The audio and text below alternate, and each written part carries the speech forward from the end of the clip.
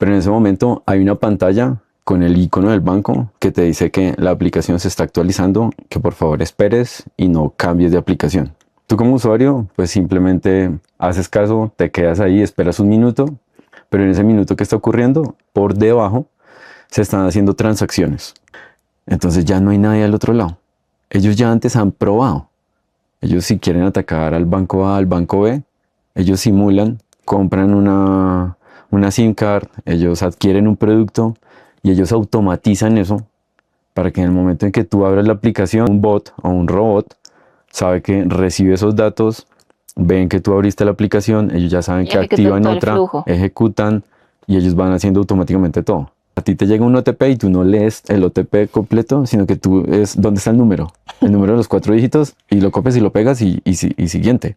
Es un robot y ponen a ese robot a llamar a muchísimos contactos y lo mismo, solo necesitan que uno Caiga. guarde el número y le escriba por WhatsApp. De ahí ya comienzan a solicitarte el OTP de WhatsApp, te pueden estar robando, secuestrando la cuenta de WhatsApp o te llevan a hacer clic en links para entrar a tu banco. Bueno, De acuerdo. Por eso es súper recomendado que no contesten llamadas de números Finlandia, Estados Unidos, XYZ, porque pues se pueden prestar para este tipo de deepfakes, ¿vale?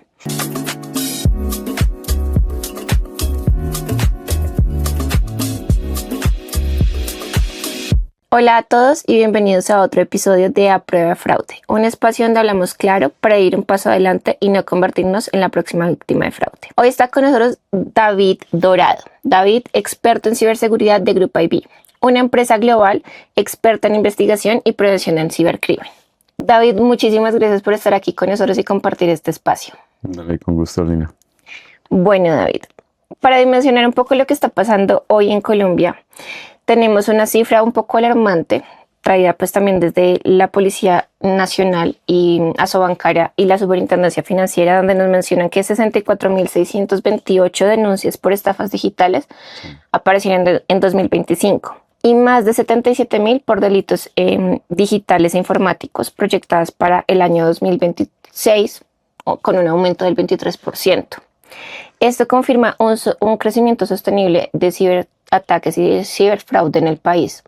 ¿Cómo ves tú esa perspectiva un poco de lo que está pasando hoy en día? Yo diría que eso es un número esperado, básicamente porque los cibercriminales funcionan como una empresa cualquiera. Ellos tienen que incrementar sus ataques, ellos tienen que incrementar sus ganancias. Ellos están utilizando toda la tecnología de punta y ellos no pueden permitirse que los bancos aseguren más y que su negocio se vaya como a pique. Sí, porque acá mencionan también que los productos más afectados son cuentas de ahorro con un 57%, depósitos de bajo monto con un 21% y tarjetas de crédito también con un 21%, con más de 36 millones de intentos de ciberataques en 2025. Esto pues impacta un montón a los colombianos porque 36% fueron víctimas de fraude en el último año y 97% percibe el fraude como un problema frecuente, o sea, casi que del día a día. Sí. Esto posiciona a nuestro país como uno de los países en Latinoamérica pues más atacados, Top. con una brecha bastante grande. Y pues no estamos hablando de casos aislados, ¿no? Estamos hablando de un entorno donde los ataques son constantes y cada vez más sofisticados, como lo estabas mencionando, porque pues estos delincuentes funcionan con inteligencia pues muy avanzada, tecnología también de última punta y en equipo, cosa que pues en prevención de fraude todavía no estamos a ese nivel. Y eso nos lleva justamente al tema de hoy, del clic al fraude y cómo empiezan los ciberfraudes hoy. David, para entender la dimensión de lo que estamos hablando, quiero empezar por un caso real. Desde tu experiencia en Grupo IB, ¿cuáles han sido de los casos que más te ha traído pues a la memoria y que realmente te sorprende en cuanto a lo que viste y cómo lo solucionaron? Hay varios casos, pero como el que nosotros catalogamos el caso estrella, es cómo los atacantes logran engañar a los usuarios. En este caso te envían a ti por WhatsApp un mensaje de texto y en ese mensaje dice que el banco está asegurando la aplicación móvil y que te invita a descargar esa nueva versión de la aplicación. Los usuarios al escuchar que hay una mayor seguridad, pues ellos confían en que realmente la persona que está detrás de WhatsApp sí es quien dice ser y ellos descargan la supuesta aplicación, la instalan Y si tú estás en el dispositivo, no hay ninguna aplicación nueva, realmente están las aplicaciones que tienen que estar. Posteriormente, el usuario en su día a día tiene que abrir la aplicación. El usuario se autentica con usuario y clave, se autentica con biometría, huella, facial, como sea. Pero ahí es donde cuando el usuario vive la experiencia normal, después de que se autentica, pasa a ver como el resumen de cuentas, ver el saldo. Pero en ese momento hay una pantalla con el icono del banco que te dice que la aplicación se está actualizando, que por favor esperes y no cambies de aplicación. Tú como usuario, pues simplemente haces caso, te quedas ahí, esperas un minuto, pero en ese minuto que está ocurriendo, esa aplicación que tú instalaste, la de supuestamente seguridad, fue una aplicación que no te genera un icono dentro del teléfono, pero en ese momento se activó y te colocó esa pantalla de que se está actualizando, pero en realidad por debajo se están haciendo transacciones. Y cuando se están haciendo esas transacciones, después te va a pedir un OTP adicional, que el atacante no lo tiene. Ahí es donde finaliza la actualización y te dicen a ti como usuario, tienes que colocar un OTP y tú como usuario pues asumes que la actualización requiere ese OTP, lo colocas y lo que pasa es que estás autorizando para que esos dineros se vayan a otro lado. Gravísimo. ¿Qué hacemos nosotros? En esos casos nos contactan bancos, implementamos un SDK que es bastante liviano y desde que el usuario abre por primera vez la aplicación, estamos mirando si el teléfono tiene algo extraño, si el teléfono tiene una aplicación que en realidad está tratando de sobreposicionarse para colocar esa propaganda de se está actualizando la aplicación, que esperes un momento y en ese momento nosotros le avisamos al banco que hay esa anomalía. Ya depende del banco si quiere bloquear la sesión, bloquear al usuario, bloquear al dispositivo, pero es la forma en que nosotros defendemos al cliente final y somos como esos ojos del banco en el dispositivo del usuario. Es para poder revisar como el fingerprint device y todo lo que hace el cliente, clics, movimientos, todo lo pueden detectar si los clics ustedes. si son realmente de tu mano, si son clics virtuales, si hay una aplicación que se está colocando encima de la aplicación del banco, todo eso lo estamos monitoreando para saber si realmente el que está manipulando es el dispositivo, es el usuario o es un bot que seguramente alguien remotamente está manipulando. Ok. A mí me surgen varias preguntas sobre el caso. Vale. Entonces, Tino, yo actualizo mi plataforma del banco supuestamente Sí. y ya, me hago la loca y lo dejo por ahí. Cuando ingreso, porque voy a hacerle una transferencia de algún pago, voy a pagar, no sé, el café del día. Sí. Entro a la plataforma, el ciberatacante o el delincuente recibe tipo una alerta como esta persona Lina está entrando a la plataforma.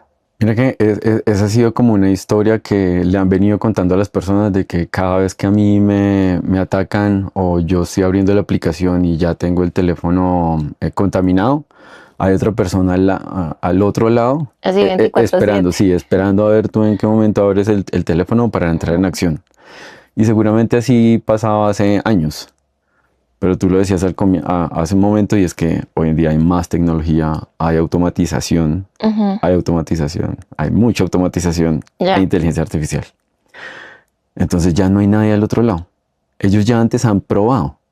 Ellos si quieren atacar al banco A, al banco B, ellos simulan, compran una SIM card, ellos adquieren un producto y ellos automatizan eso para que en el momento en que tú abres la aplicación, sea mañana, tarde, noche, lo hiciste rápido, automáticamente un bot o un robot sabe que recibe esos datos, ven que tú abriste la aplicación, ellos ya saben que activan otra, ejecutan y ellos van haciendo automáticamente todo.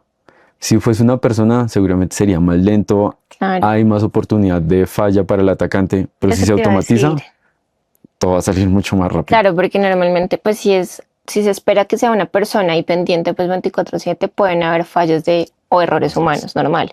Y que en ese sentido sería muchísimo más fácil detectar algún comportamiento atípico o anómalo. Pero pues si está automatizado y funciona tan transparente ante los ojos del cliente, pues... Es casi que imperceptible. Imperceptible, exacto. Así es. De hecho, cuando el usuario lee la aplicación, el usuario no ve que ya hay otra que está sobrepuesta. ¿Por qué? Porque es transparente. Pero esa aplicación está mirando todo lo que vas haciendo. No te va a robar el usuario, no te va a robar la contraseña, no te va a robar el biométrico, porque lo único que necesitas es que tú te autentiques e ingreses a la plataforma. Cuando tú ya ingresas, te muestra la pantalla que se está actualizando y para el usuario es una actualización real, pero realmente es la aplicación maliciosa que se sobrepuso a la real y te está haciendo ver una pantalla diferente. Ok. Ese caso lo vimos, por ejemplo, hubo un conversatorio entre un banco con una experiencia en Brasil y mostraban cómo la app móvil literalmente pues producía como una especie de error y se quedaba como frenado en el proceso y el cliente intentaba ingresar y no le permitía, precisamente porque por detrás estaban haciendo toda la gestión, vieron sus claves, sus contraseñas, tal, le solicitaron el OTP, que hoy en día el OTP me parece pues algo que no debería funcionar de esa manera, pero bueno, envían el OTP y tan, la transferencia se va y la plataforma, la aplicación, perdón, se cierra. A raíz de eso, y cuando normalmente una de las maneras de estar preveniendo, que seguramente ahorita nos vas a dar un consejo, es mantener las aplicaciones actualizadas, pero desde el App Store o de la, ¿cómo se llama? La tienda. Las tiendas oficiales. Las tiendas oficiales. Y no descargar aplicaciones ni por un WhatsApp, link o algo ni por así. un link. Entonces yo normalmente lo hago, pero cuando mi aplicación, cualquiera de mis bancos, se demora mucho, te encierro. Es como, no, a mí no me la van a hacer. Por la cantidad de dinero que estás enviando. Dios quiera que sí, que se me multiplique. David, y para continuar con este tema del caso que nos mencionas, desde tu perspectiva, ¿qué está fallando hoy en términos de ciberseguridad en las entidades? ¿Es un tema de tecnología, de procesos, de los clientes o de su propia educación financiera? Yo creo que eso tiene un componente, un poquito de cada uno de todos esos, pero el componente más grande es el cliente final. Porque el cliente final, si bien tú le puedes enviar correos electrónicos de no abras links, les envían a los usuarios mensajes de texto de por favor, nosotros nunca los vamos a contactar, la gente no los ve. O los ve, pero tienen corta recordación. Entonces, yo creo que donde hay que trabajar muchísimo más duro es en el eslabón más débil, que es el cliente final. Haciéndole muy buena recordación, diciéndole cómo otros usuarios están cayendo en fraude, pues para que ellos no sean víctima. No solo enviar el mensaje de texto y el correo electrónico, sino tú ingresas a tu portal y te muestro como una reseña de no seas víctima del fraude y tratar de, entre comillas, bombardearlo de eventos de fraude que han ocurrido para que ellos no quieran ser la próxima víctima. Estamos de acuerdo con eso porque y todo el tiempo se habla de el eslabón más débil es el cliente, ¿no? Y hoy en día las campañas de marketing que están efectuando pues, las entidades financieras y fintech son muy efectivas. Siento que si no se habla desde términos, entre comillas, coloquiales y seguimos con todos los phishing que hay, pues va a ser muy complejo porque para los que sí trabajamos en este mundo, pues es más sencillo reconocer ese tipo de metodologías o modalidades de fraude, pero para la persona del tendero o la persona común, pues no es algo tan fácil de recordar como lo mencionas. Entonces, entre mejor utilicemos el lenguaje y más le lleguemos con el mensaje a las personas de el común o el de a pie que yo llamo, creo que es mucho más fácil la recordación de la información que podamos emitir para que no sean la próxima víctima, como lo mencionas. Y en ese sentido ya hablamos desde la parte del cliente y cómo puede pensar un cliente normal. Pero desde tu experiencia, ¿cómo crees que piensa el ciberatacante? ¿Qué busca y por qué cada vez parece ser más fácil para ellos actuar contra los clientes? Ellos piensan muy diferente a como nosotros, digamos que los usuarios que tú dices, el común llega a pensar. Ellos, de hecho, solo hablando primero de cómo piensa un banco cuando va a defender, porque los bancos todos los días están defendiendo a los clientes, independiente de cómo piensen y cuál sea su estrategia, los bancos tienen unas reglas, tienen unas regulaciones, tienen unas circulares del gobierno, tienen muchas condiciones de las cuales no se pueden salir. Un atacante no tiene eso. El atacante tiene libertad total para hacer lo que quiera. Ellos no están solos, ellos están organizados en grupos. Ellos a veces tienen unos presupuestos altísimos. En los bancos, si nosotros queremos defender, nosotros tenemos que pasar por procesos, aprobaciones, implementaciones, pruebas. Bueno, hay una serie de cosas que son bastante grandes. En cambio, los atacantes van haciendo como ellos quieren, pueden utilizar la inteligencia artificial hasta donde la quieran utilizar.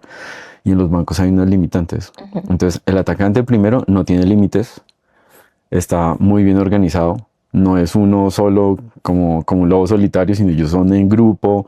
Ellos también están viendo cómo atacan en otras regiones, qué es lo mejor que pueden sacar de ahí. Y finalmente, como los bancos, ellos tienen unos presupuestos y quieren el mayor retorno. ¿Cuánto te cuesta un correo electrónico? Casi que lo mismo de 1000 correos electrónicos, o un mensaje de texto te cuesta centavos, y si envías 1000 mensajes de texto, pues no te pasa de 100.000 pesos en Colombia. O sea, $20 no es más. Y con que caiga un usuario, Ya el se hicieron. retorno de inversión lo tuviste. Claro. Esa es la forma en que piensan los atacantes. Ellos no piensan en horas porque automatizan. Si tú caíste en un phishing a las 3 de la mañana, ellos están durmiendo porque ellos ya dejaron todo configurado. Ujú. Entonces, ahí el punto es que las reglas son diferentes. Claro. Los bancos sí tienen, pero los atacantes no. Qué complicado, porque mientras los bancos quieren proteger al usuario y al cliente, tienen muchísimas limitantes, como mencionas, y Así es. ahí creo que hace partícipe también desde las juntas poder darle el peso que lleva, no solamente porque se les afecte el PIG, sino porque realmente el tema de reputación, sus clientes, todo impacta, ¿no? Correcto. Listo, David. El otro lado son los clientes del sistema financiero y fintech. ¿Qué estamos subestimando o dejando de lado que no estamos viendo, y cuáles son las vulnerabilidades más presentes que tú has evidenciado?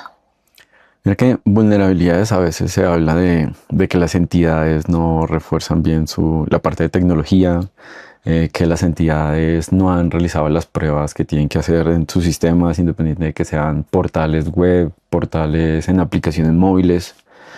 Pero realmente donde están como la vulnerabilidad mayor es otra vez en los clientes. ¿Y cuál es la vulnerabilidad mayor en los clientes? La confianza. Los clientes acá en Latinoamérica confían muchísimo en ese correo electrónico que me llegó, confían mucho en ese mensaje de texto que me llegó, confían en esa llamada que supuestamente es del banco. ¿Y qué hace el atacante? Se aprovecha de la confianza. ¿Por qué? Porque saben que si yo le envío un mensaje de texto y es de un número corto, el usuario va a creer banco. que sí es del banco y va a hacer clic. El clic es el peor enemigo. Esa es la vulnerabilidad número 1. No hagas clic. Lee bien, no te dejes llevar del afán. Nosotros acá hoy en día no vivimos en un mundo conectado, es hiperconectado. Sí. Y eso nos lleva a rápido. Es más, a ti te llega un OTP y tú no lees el OTP completo, sino que tú es dónde está el número de los 4 dígitos, y lo copias y lo pegas y siguiente. Que realmente que deberías ser un usuario, léete todo el mensaje, porque tú te estás autenticando, pero el mensaje dice, este es un OTP para aprobar una transacción. Y eso le pasa mucho a las personas por la velocidad. Entonces ahí es donde el atacante se aprovecha de la confianza que el usuario deposita en un correo, un mensaje de texto, una llamada, y por ahí es donde los afecta. Y creo que también eso que mencionas del afán, dicen las madres, ¿no? El afán solo queda el cansancio, porque es impresionante. O sea, uno todo el tiempo está corriendo. Por ejemplo, ahorita traté de ingresar a mi correo electrónico y ya sabía que tenía que solicitar la OTP para poder ingresar y autentificarme. Y aún así no leí, solamente copy-paste. Por eso me reí, porque fue como, yo también lo hago. O sea, y bueno, me salvé porque estaba esperando igualmente la OTP, pero si no, copy-paste y ya, se me fue todo. Así es. David, ¿cómo crees que están protegiéndose hoy las entidades del sector financiero y fintech para protegerse y sobre todo protegernos como clientes? Mira que si nosotros comparamos hoy, hace 10 años, los bancos, fintech, instituciones financieras se están protegiendo muchísimo mejor. Hace 10 años no teníamos la ayuda de la inteligencia artificial, hace 10 años no teníamos autenticación biométrica, facial, por huella, no teníamos todo lo de biometría conductual. Eran tecnologías, o a lo mejor en ese momento eran emergentes, y había como una desconfianza, pero unos bancos sí le apostaban. Hoy en día todo lo que es seguridad está súper avanzado, o sea, de una forma muy rápida. Yo digo que los bancos, como tú lo decías al inicio, tienen una gran inversión en seguridad, en ciberseguridad. A veces, cuando uno es cliente, uno solo está buscando es quién dijo fraude, básicamente para derrumbar todo ese castillo súper robusto que crearon las entidades. Pero es que todos los bancos implementan muchas soluciones, estrategias, pero no hay una bala de plata que sea la poderosa y que nunca va a haber un fraude. Eso es imposible. Sí, no. Entonces hay que tener un equilibrio de los bancos, cuánto invierten acá, cuánto están solucionando, pero seguramente siempre van a vulnerar o al usuario o a la entidad, pero lo que buscan este tipo de instituciones financieras es que pase en la menor proporción posible. De acuerdo. ¿Y crees que es bueno tener un pool grande de soluciones o tener pocas soluciones pero eficientes? Nosotros consideramos que es mejor tener pocas, eficientes y que esas pocas tengan una integración con el ecosistema para que todo sea mucho más natural en la integración. Claro. Cuando tú tienes muchas soluciones que si bien pueden cubrir todo el espectro que tú buscas, tienes que integrarlas a todas, tienes que enseñarles cómo se interconectan, cómo se comunican y no siempre es tan natural esa conversación que tienen entre todas las soluciones. Entonces eso le coloca como una complejidad más. En cambio, si tú tienes una solución que tiene diferentes módulos, entre ellos se intercomunican, es un ecosistema que ya viene construido, va a ser mucho más sencillo crear una estrategia bajo eso y claramente proteger al cliente. Ahí sí estamos 100% de acuerdo tú y yo. Muy bien. Sí. Dave, ahora bajemos a lo que vive cualquier persona en su día a día. Okay. Con esto, ¿cuáles son las modalidades de ciberfraude más comunes que tú conoces? Por esta época, lo que tú decías hace un momento, todas las terminadas en phishing, esos son el top. Y estamos con phishing, que fue como la que hizo que naciera todo lo de manipulación a través de correo electrónico con ingeniería social. De ahí todos comenzamos a utilizar el teléfono, entonces se pasaron a smishing y es lo mismo pero en versión recortada de 125 caracteres.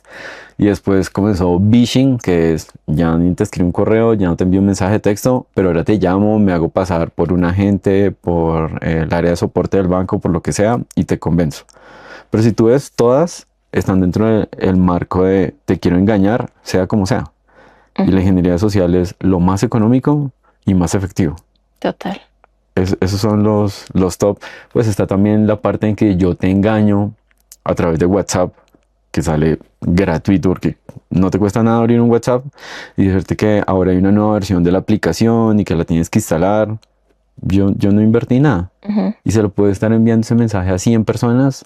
Yo solo necesito como atacante que caiga una. Con que caiga una, un ROI gigante. Hice el día. Literal. Si fuese el atacante. Claro. Y mira que hace poquito yo soy fan de un podcast como de comedia y una de las personas estaba comentando que de la nada recibió una llamada con ese mensajito de escríbeme a WhatsApp con tono de urgencia. Ella decía como, y no supe qué hacer. Y yo, pues la fácil, o sea, no agregues a nadie a WhatsApp porque pues, o sea, ¿de dónde?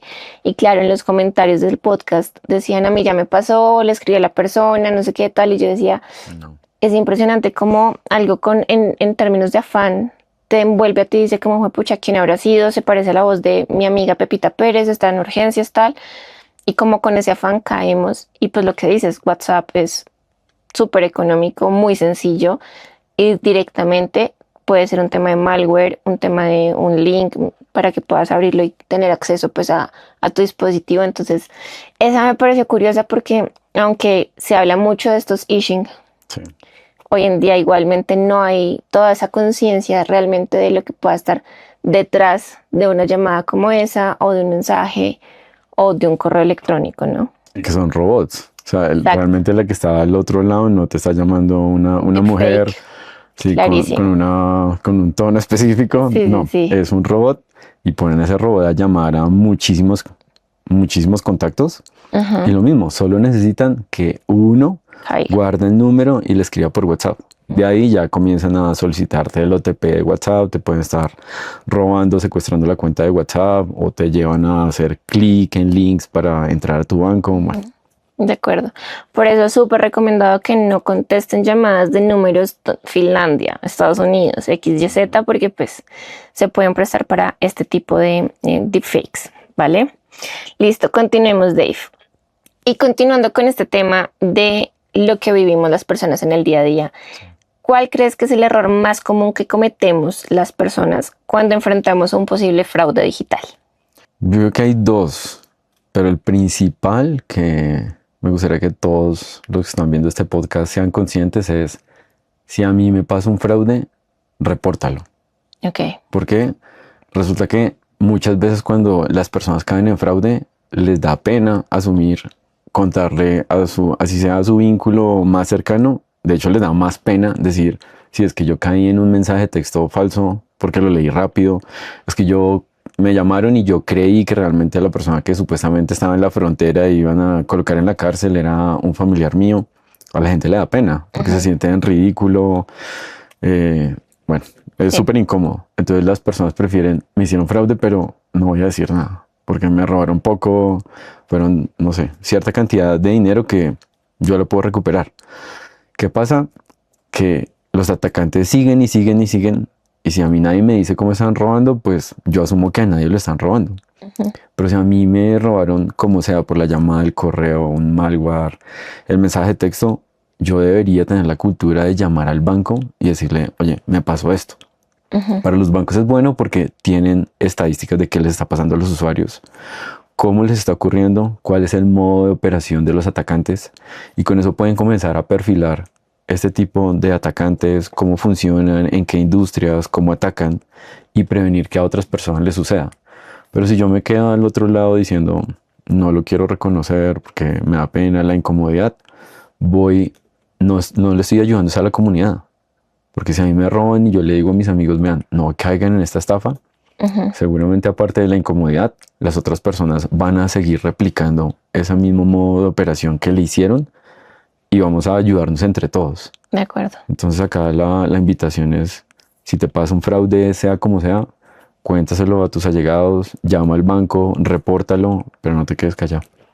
Esa está muy buena. Ese es muy buen consejo porque sí creo que por vergüenza uno puede omitir cierto tipo de información que puede estar salvando a otra persona de también ser víctima.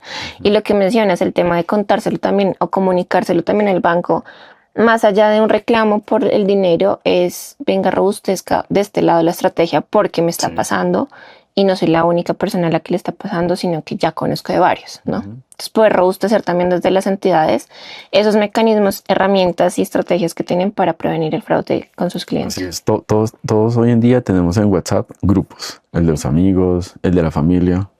Úsenlo para eso, para contar, me está pasando, le pasó a un amigo, y todos leemos eso y por lo menos vamos a tener la historia de un allegado y va a ser mucho más fácil dar la recordación. De recordar, exacto. Y compartan este capítulo del podcast. En WhatsApp y en todas sus redes. Listo, David. Ahora vámonos con una partecita de consejos, más allá de la que ya hemos mencionado en el transcurso del capítulo. Si alguien quiere empezar a protegerse mejor, compártenos 3 hábitos que deberían estar adoptando para estar a prueba de fraude. Ok. Yo diría que dentro de esos 3, el primero es del que habíamos hablado y es no corras, no asumas que ya sabes lo que dice el mensaje de texto, no asumas que ya sabes lo que dice el correo electrónico, sino que tómate un minuto. Es que realmente no te tomas más de un minuto leyendo un mensaje de texto completo para saber ese OTP que te llegó de qué es. Ese correo electrónico realmente sí me lo están enviando el banco, desde donde me estaban enviando los otros correos electrónicos, desde donde me envía el extracto, o es un correo electrónico diferente. Ese es el primero. El segundo, cuando te llame un banco, recuerda cuántas veces ese banco realmente te ha llamado. Que probablemente sea nunca.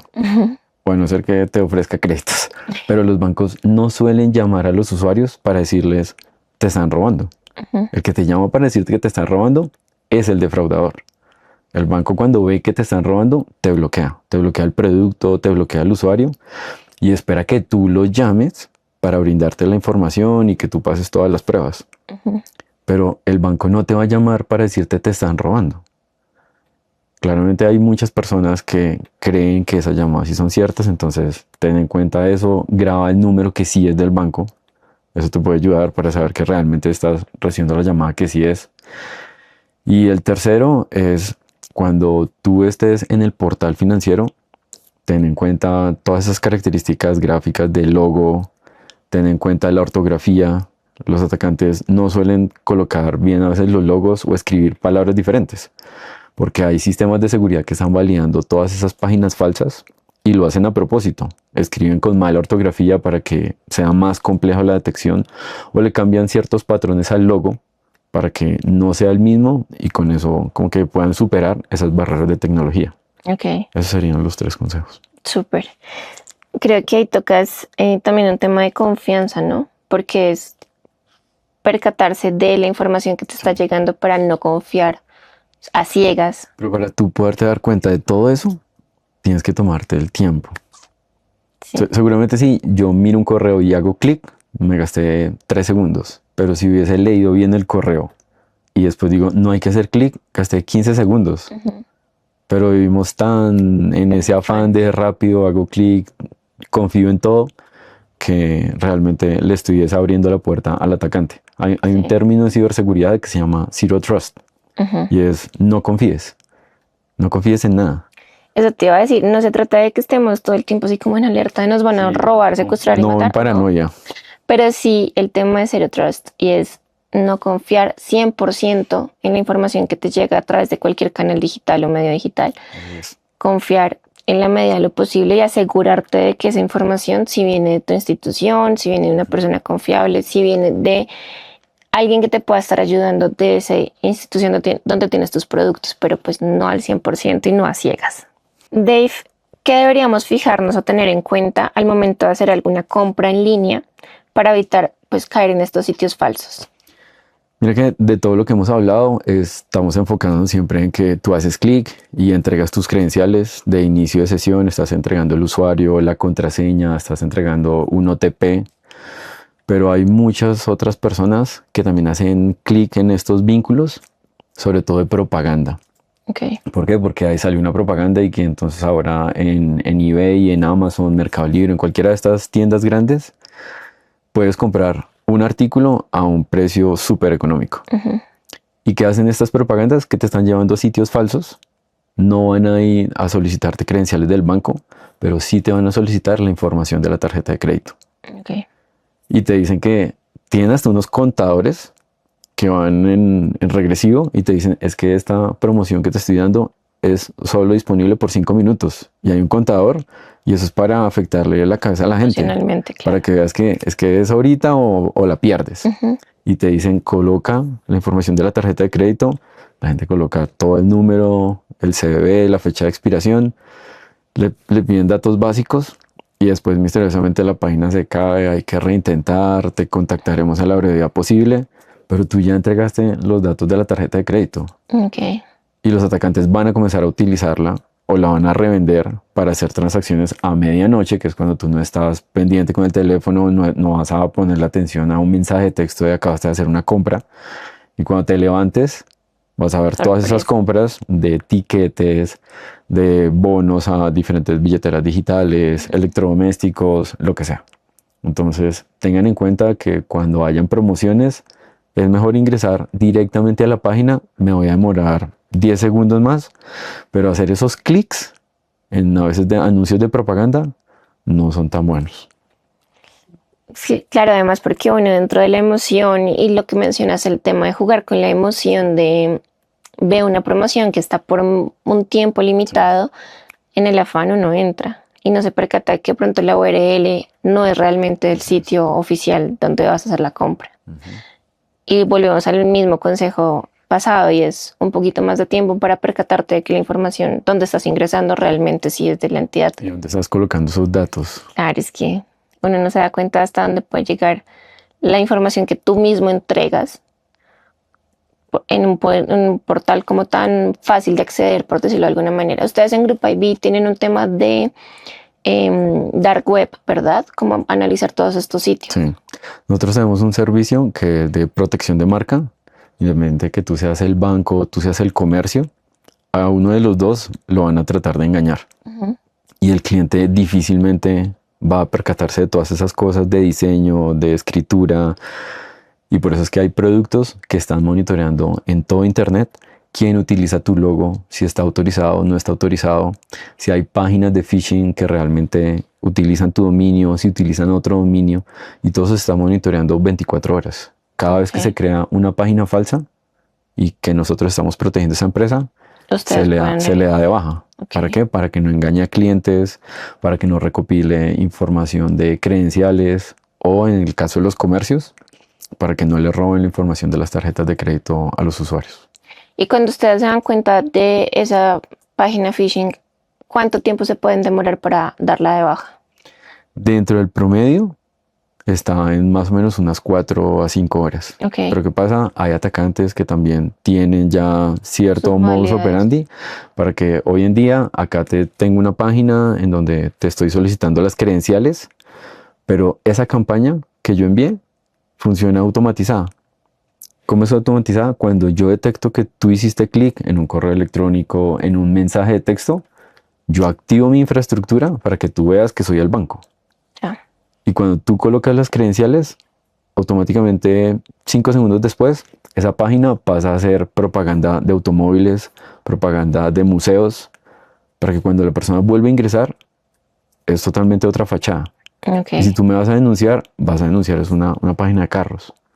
Entonces, ¿qué hace la solución de nosotros? Está tomando fotos a todos estos sitios web para tener las evidencias de que cuando se vaya a hacer la dada de baja de esas páginas, te decimos, en este momento tú sí estabas utilizando la marca de este establecimiento o de este banco. Ujú. Y esa es la forma en que logramos darle de baja a esas páginas. Ve, muy interesante. Después me cuentas un poquito más con detalle. Bueno, Dave, nos vamos con preguntas rápidas para respuestas cortas. ¿Va? Ok, vale. ¿Listo? Rápido. ¿Malware o ingeniería social? ¿Cuál es más común? Ingeniería social. El malware yo digo que en algún momento tuvo su auge, pero la ingeniería social ha perdurado por todo el tiempo. La ingeniería social es lo más fácil, lo más económico y es básicamente ese ataque de manipulación. Y a ti te pueden manipular de diferentes formas. Y cogió mucha más fuerza desde el 2020, ¿no? O sea, pandemia nos le cogió Pandemia, mucha, sí. mucha ventaja. AI, oportunidad o riesgo. Oportunidad. Depende cómo la usamos. Sí, eso es como, a veces en ciberseguridad nosotros tenemos una comparación y es el cuchillo. Imagínate si hoy en día no existiera el cuchillo. O sea, Ok. en el día a día la gente no podría cortar vegetales, cocina, bueno, muchas cosas. Porque el cuchillo funciona en el día a día para muchas cosas buenas y te ayuda. Ahora tú lo puedes utilizar también para el mal. Ok. Así es la tecnología.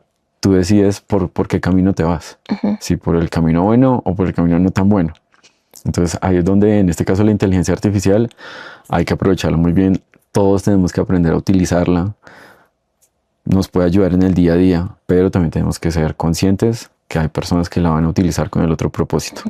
De ahí que empresas como nosotros y los bancos tienen que seguir a la vanguardia para no dejarse ganar de los atacantes. Muy buena analogía con lo del cuchillo. No lo había pensado. Sí. Un error que nunca deberíamos cometer en Internet. Uf, hacer clic. Yo digo que ese es el error más común de toda la charla que hemos tenido. Y es que te envían el mensaje de texto, tú haces clic, ves propaganda porque hay un descuento, haces clic, te llega un correo electrónico, haces clic, estás buscando en Google Ujú. y tú ves que en la parte superior de los resultados te aparece propaganda. O sea, es que Google no te engaña, te dice propaganda, resultados propaganda. Ujú. Y la gente confía en eso y no busca un poquito más abajo, que es el resultado real, no el que alguien financió. Porque hoy en día tú quieres promocionar algo, vas a Google y le pagas y Claro, Google te pacta. rankea. Pero a Ujú. Google no le interesa ese link a dónde está llevando. Simplemente es dame tu dinero y yo te coloco acá tu propaganda. Ujú. Los atacantes saben eso. Y si tú como entidad estás pagando un dinero, ellos pagan un poquito más y van a aparecer las dos propagandas. Pero el que paga más queda arriba. Primeras. Entonces, ¿es una competencia de quién va a pagar más?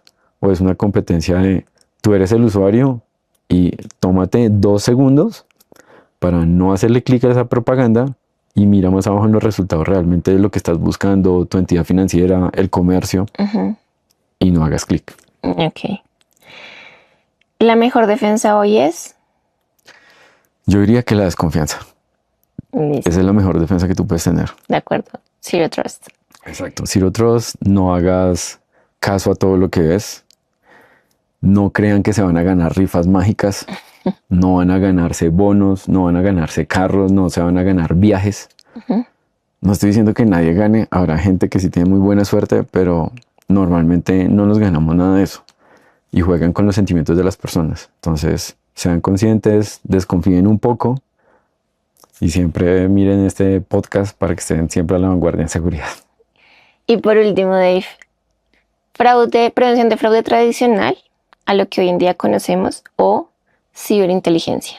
Ciberinteligencia. Ok. Ciberinteligencia le va a dar un paso adelante a todos esos comercios, a todos los bancos, para que en caso de que tú hayas caído en una campaña de phishing, estén mirando por allá en dark web, deep web, quiénes fueron víctimas de campañas de phishing o campañas de smishing, o quién dejó los datos de la tarjeta de crédito en un comercio falso, o si tu máquina tenía malware y alguien te robó tus credenciales, te robó la información de la tarjeta de crédito. Toda esa información está por allá en la dark y en la deep web. Y hay empresas como la de nosotros que está buscando esa información para dártela a ti de primera mano como banco y que puedas bloquear esos usuarios de forma preventiva, bloquear esas tarjetas de crédito de forma preventiva y evitar que utilicen esa información de manera maliciosa. Okay. Esa es la forma en que tú puedes proteger a los clientes de manera preventiva sin que el cliente se dé cuenta.